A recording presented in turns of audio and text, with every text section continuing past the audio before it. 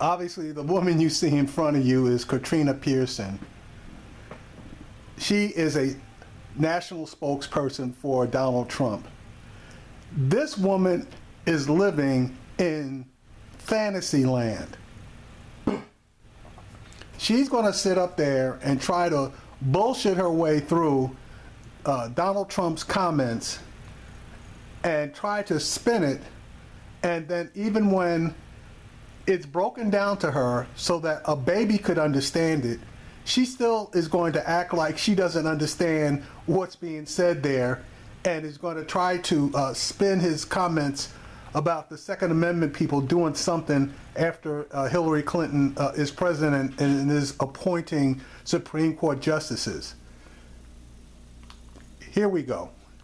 Trump campaign. Katrina Pierson is with us. And let's talk more about this comment, Katrina. I know you've explained that Trump was talking about unifying Second Amendment supporters, getting them to the polls to stop Hillary Clinton. We just heard Katie Tur say that the campaign today is calling it a joke.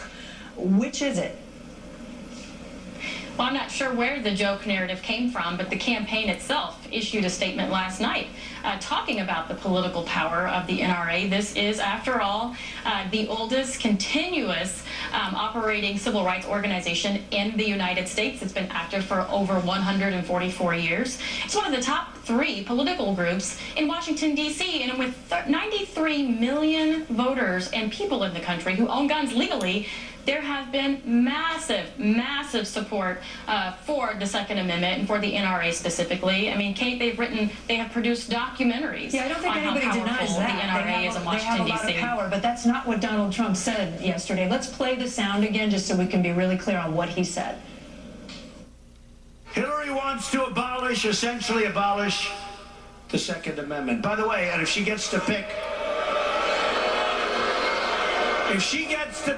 her judges, nothing you can do, folks. Okay, now notice, if she gets to pick the judges, meaning if she is president of the United States and she gets to pick the judges, there's nothing that you can do, folks. So he's talking to everybody, okay, basically in that crowd and everywhere else. Now, here's the caveat. Although the Second Amendment people, maybe there is, I don't know. But meaning the Second Amendment people, maybe there is something that they can do. And if she's in a position to pick the judges and they're going to be confirmed, there's not too many things the Second Amendment people can do to stop her, short of, and then you fill in the blanks. But I'll tell you what, that will be a horrible day. The Second Amendment people, maybe there is something they can do. What is he suggesting?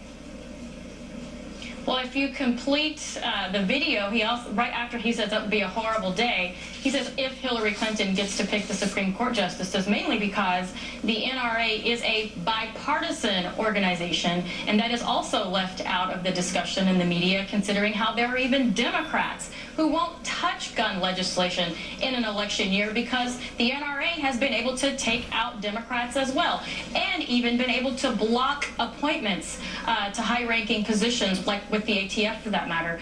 So they do have a lot of political power, even beyond just turning out voters. Right, but the thing that's confusing people, Katrina, I think, is that he's framing this. When he starts the comment, he's saying, if she's in power, if she's president of the United States, she then gets to pick nominees to the Supreme Court. So he's assuming she's in power, and then says there's nothing you can do about it at that point. Well, but maybe the Second Amendment people, maybe there is, I don't know. Those are his exact words. Absolutely.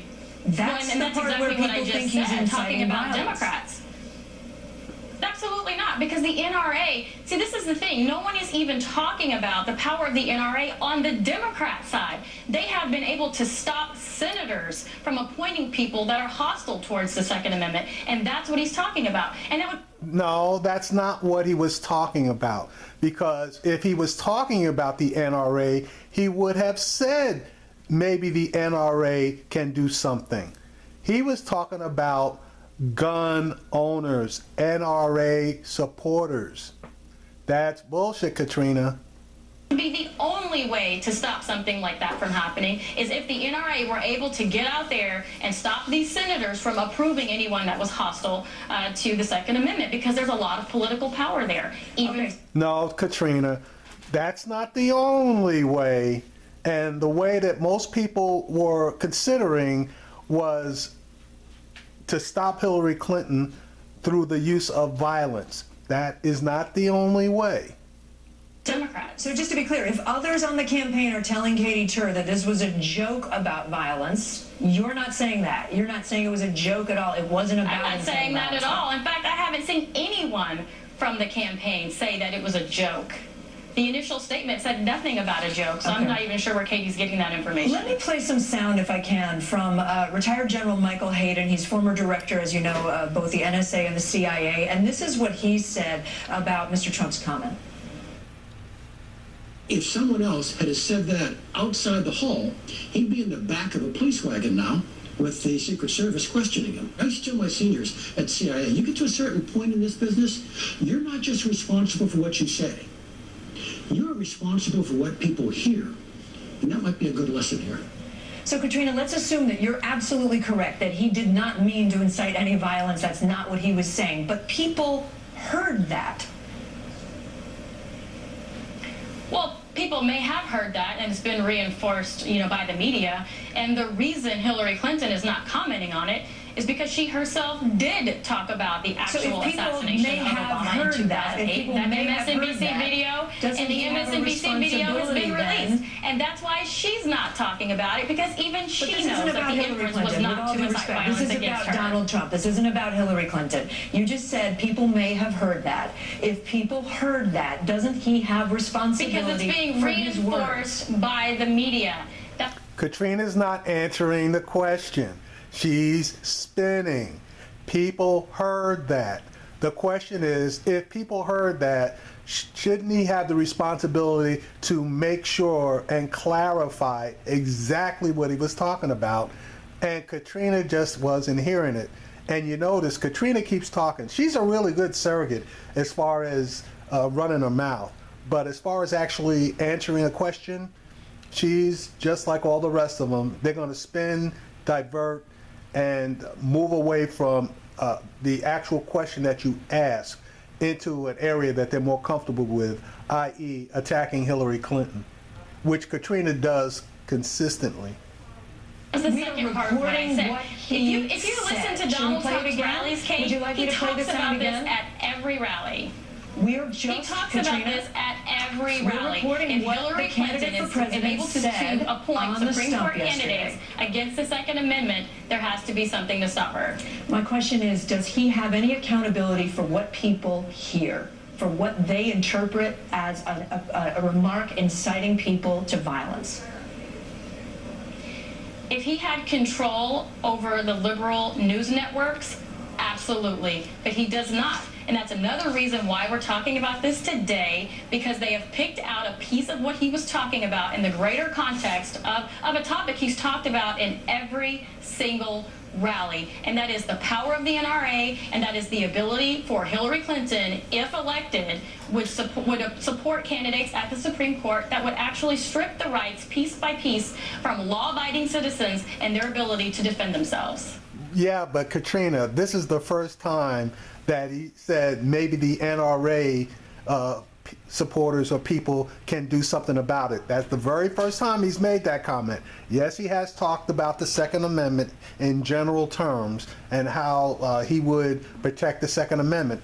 But this is the first time that he said if Clinton gets in there and is able to nominate Supreme Court justices, regular people, well, he said, folks, you won't be able to do anything about it, but maybe the Second Amendment people can.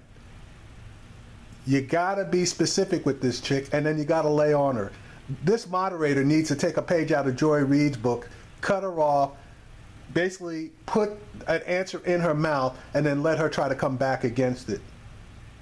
If he's elected president, every word is going to matter, right? Every word matters when you're president. He brags often about being able to deal with China, being able to renegotiate trade deals with China. if his words are misinterpreted, he will not get a do-over when he's president of the United States. I think that's what a lot of people are reacting to here. If he misspoke, you don't get a do-over when you're president. You don't get a do-over really on anything at that level. I mean, just like the imaginary red line over in the Middle East, and just like, you know, paying hostage money over to Iran. I mean, there's a lot of things we could talk about that are really, really bad for the country. But we're not talking about hostage deals and paying money to Iran. We're talking about his words, okay? And for the record, that money was not part of an official payment of ransom, okay, for hostages. Were the 3 deals done at the same time? Yeah. Is this thing being spun like crazy by the GOP? Yeah. But legally, there were 3 separate deals done. One on the Iranian nuclear situation, one on the money that the U.S. owed Iran for payment that Iran made to the U.S. for weapons, specifically jets, and the third was a negotiation over the release of the hostages. 3 different teams, 3 different negotiations, basically all came together, at least 2 of those came together at the same time. That was the payment of the money that we owed them and the release of the hostages. So yeah, the optics look bad, but 3 different deals. You're talking at a rally about the Second Amendment and Hillary Clinton and Supreme Court justices, and to infer that something horrible can happen, I think we should talk about the horrible things that have already happened while Hillary Clinton was at the State Department. Nobody really gives a shit about what you think. You're on a show being asked questions. Your job is to answer those questions, not try to take the interview into a different direction. But you get allowed to do it quite a bit. Just like the emails that were just uncovered, where she was actually trading favors as Secretary of State for her donors at the Clinton Foundation. These are things that have a real impact on national security as well as how the government functions. Hillary Clinton is for sale, and that means our government would be too. So you have no, to go back to my question, you have no concern about his ability as president, if he were president, to make a, you know, make an argument with foreign leaders, with in negotiations, and not be misconstrued or misunderstood? Absolutely not. I have no concerns with that whatsoever. He's not going to be dealing with foreign leaders at a political rally. It will definitely be a more serious discussion and not an off-the-cuff discussion. So there's a difference between speech at a political rally and speech with foreign leaders when you're president. Well, yeah, he wasn't talking about policy. He wasn't talking about implementation of policy. He was talking about what would happen if Hillary Clinton were to be elected, and he was absolutely right.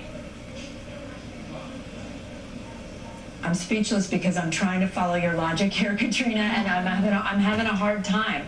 I can tell. Is there there's a difference in your head between speaking to a rally and things you say in front of a public group like that and what he's going to do when he's actually in the office?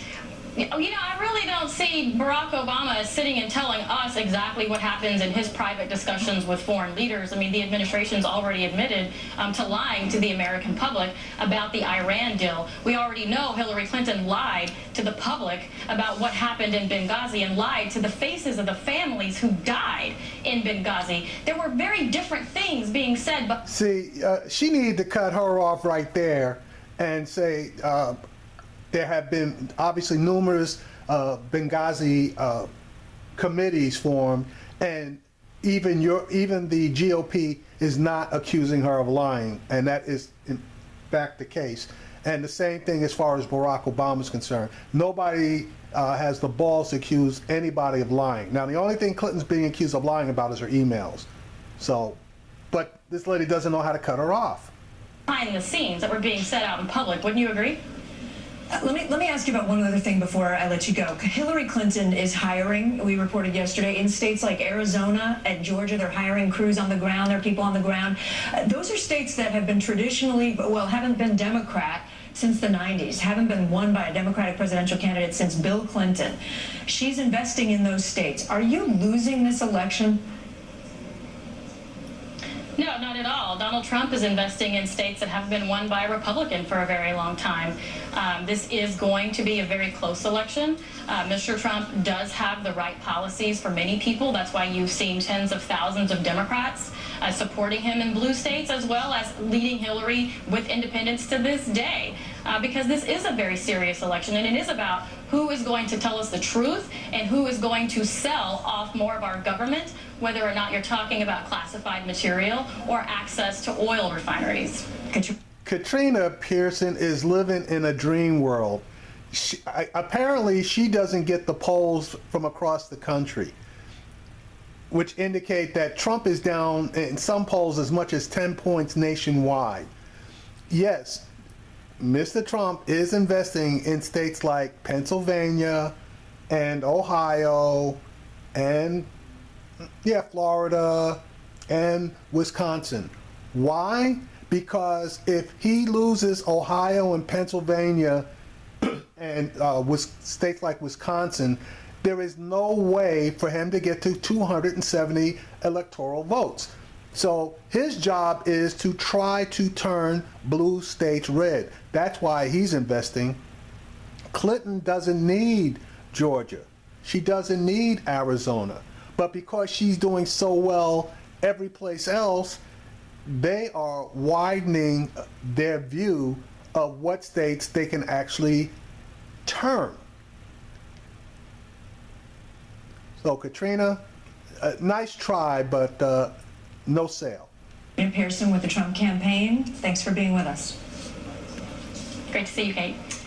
That broad can be infuriating if you let her, and this moderator let her get under her skin.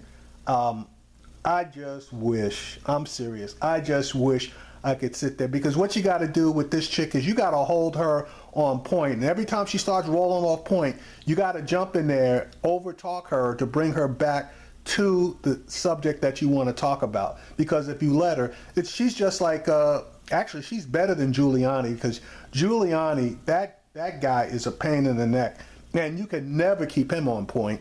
But at least she sounds a little bit better when she's making her arguments. Giuliani, he gets out there and he pulls facts out of his ass.